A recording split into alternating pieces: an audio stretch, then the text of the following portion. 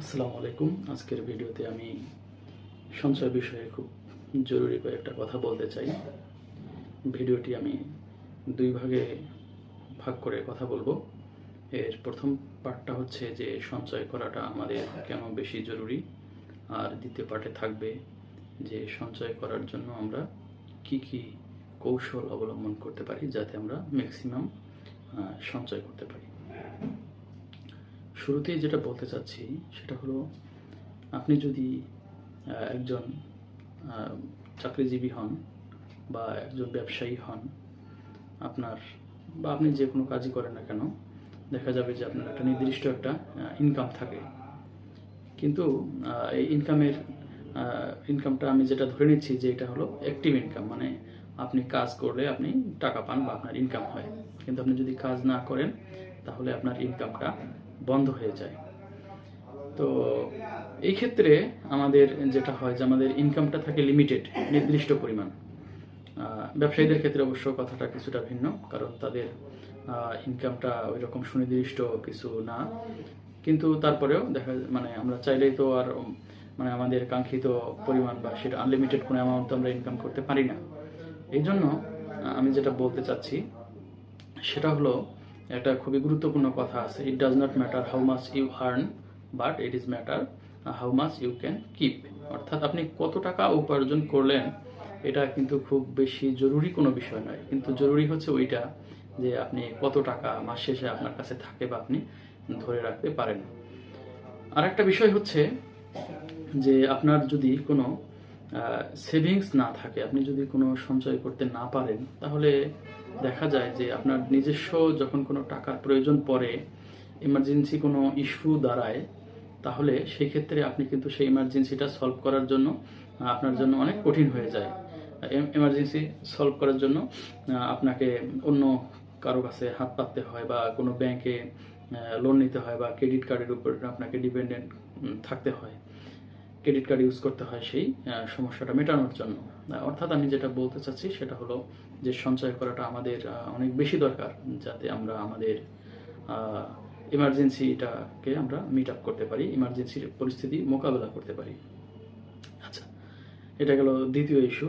তৃতীয় যে ইস্যু সেটা হলো যে আমরা যদি আমাদের টাকা যেটা আমরা আর্ন করি, সেই আমরা কিন্তু এই ক্ষেত্রে টাকার জন্য কাজ করি, কিন্তু অ্যাকচুয়ালি আমরা যদি টাকাটাকে আমাদের জন্য কাজ করাতে চাই, তাহলে প্রথমে যেটা করতে হবে সেটা হলো কি যে কিছু টাকা সঞ্চয় করতে হবে। সঞ্চয় করতে হবে, কারণ সঞ্চয় করলে তো টাকা আপনার থাকবে, সঞ্চয় না করলে তো আর আপনার কোনো টাকা থাকবে না। সেক্ষেত্রে হয়তো ঋণ নিয়ে কাজগুলো আপনি করতে পারেন, সেটা ভিন্ন আলোচনা। আমি এখানে যেই কথাটা বলতে চাচ্ছি সেটা হলো যে আপনার টাকাকে যদি আপনি আপনার পক্ষে কাজ করাতে চান, তাহলে প্রথমত আপনাকে টাকাটা সঞ্চয় করতে হবে। এখন কি পরিমাণ সঞ্চয় করা যেতে পারে বা কতটুকু সঞ্চয় করাটা কোন বয়সের সঙ্গে উপযুক্ত, এইগুলা অবশ্য একটু মানে ভিন্ন ধরনের আলোচনা। আমি চেষ্টা করব যে অন্য কোনো ভিডিওতে এইসব বিষয়ে কথা বলার জন্য। তবে আজকে আমি যেটা বলতে চাচ্ছি সেটা সিম্পলি এইটুকু, আমাদের এইটা মনে রাখতে হবে যে টাকাটাকে যদি আমরা আমাদের জন্য কাজ করাতে চাই, টাকার জন্য যদি আমি কাজ না করতে চাই, তাহলে আমার টাকাটা সেভ করা উচিত। একটা নির্দিষ্ট সময় পর সেই টাকাটা আমাদের সঞ্চয়ে সঞ্চয় না রেখে বিনিয়োগের ফর্মে রাখতে হবে, যাতে সেখান থেকে রিটার্ন জেনারেট হয়, ওই টাকাটা আমার জন্য কিছু আর্ন করে, যেটা আমি আমার নিজের কাজে লাগাতে পারি। তো এইগুলা হচ্ছে মোটামুটি বেসিক কথাবার্তা। আমি যদি সংক্ষেপে বলি, সেটা হচ্ছে যে শুরুতে যেটা বলেছি যে সঞ্চয় আমাদেরকে করতে হবে বেশ কয়েকটা কারণে, আমি তিনটা বললাম।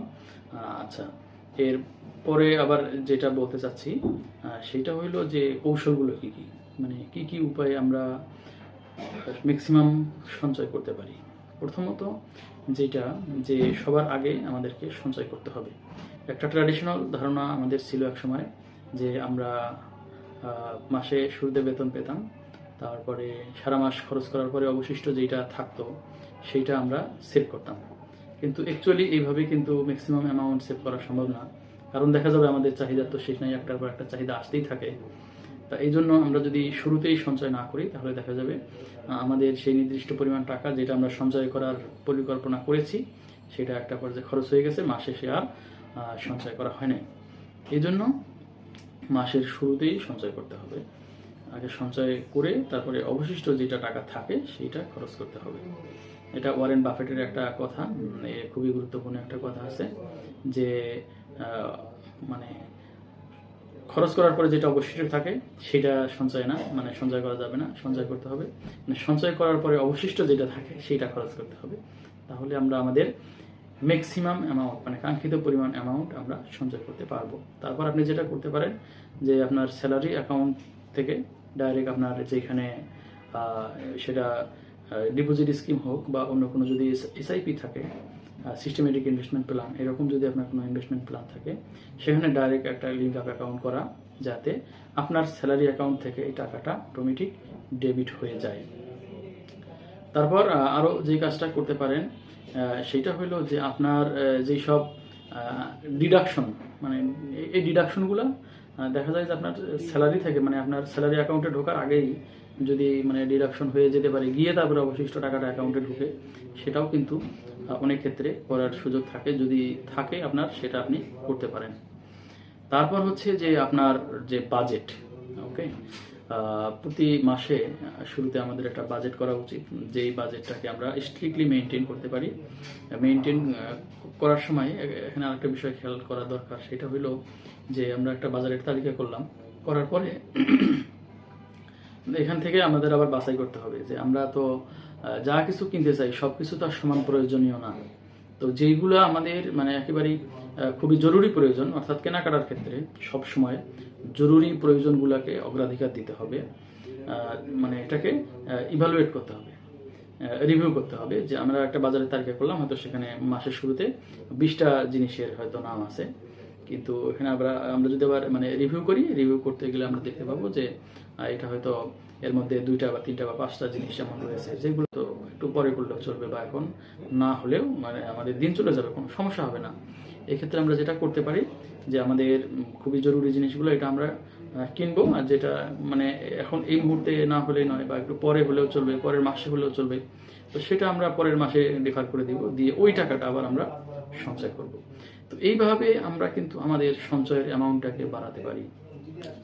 এখন একটা জিনিস মানে আপনি দেখবেন যে একটা খুবই মানে বড় ডিফারেন্স, যার হাতে টাকা আছে আর যার হাতে টাকা নাই, এই দুই ধরনের মানুষের অ্যাটিটিউডে কিন্তু অনেক বড় ডিফারেন্স থাকে।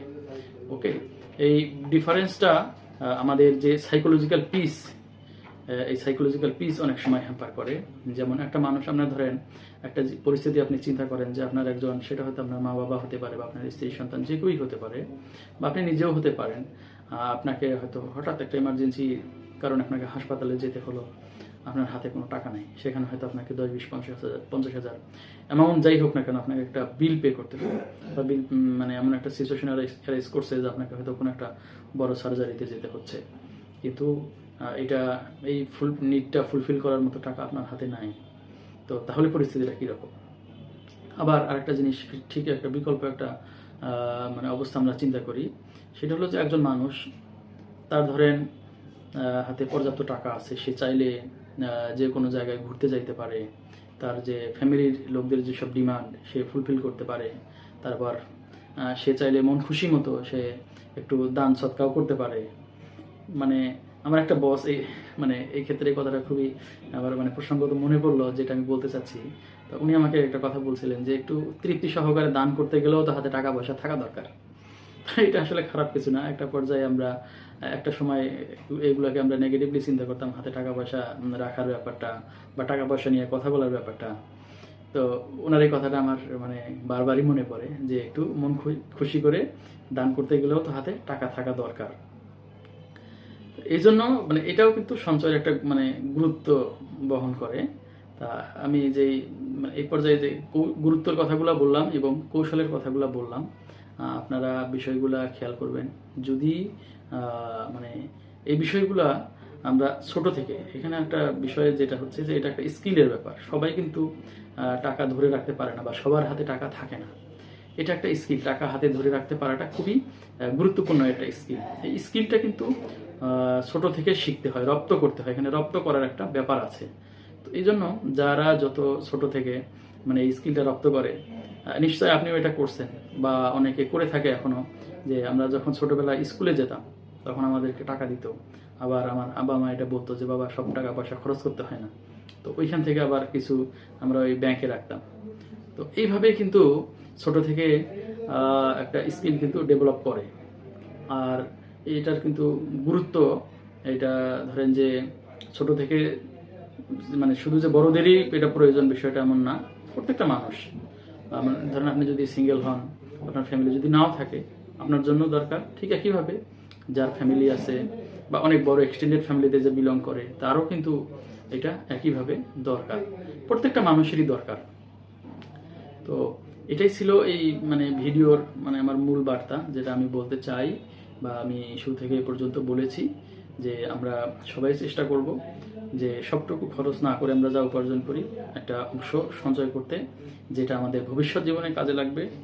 আর এখানে আমি কিছু কৌশলের কথাগুলো বলেছি, যে কৌশলগুলো অবলম্বন করে আমরা আমাদের কাঙ্ক্ষিত পরিমাণ যে সেভিংস এটা আমরা ম্যাক্সিমাম করতে পারি। এটাই ছিল এই মানে ভিডিওর সার কথা। আশা করি আবার আপনাদের সঙ্গে দেখা হবে পরের কোনো ভিডিওতে। আল্লাহ হাফিজ।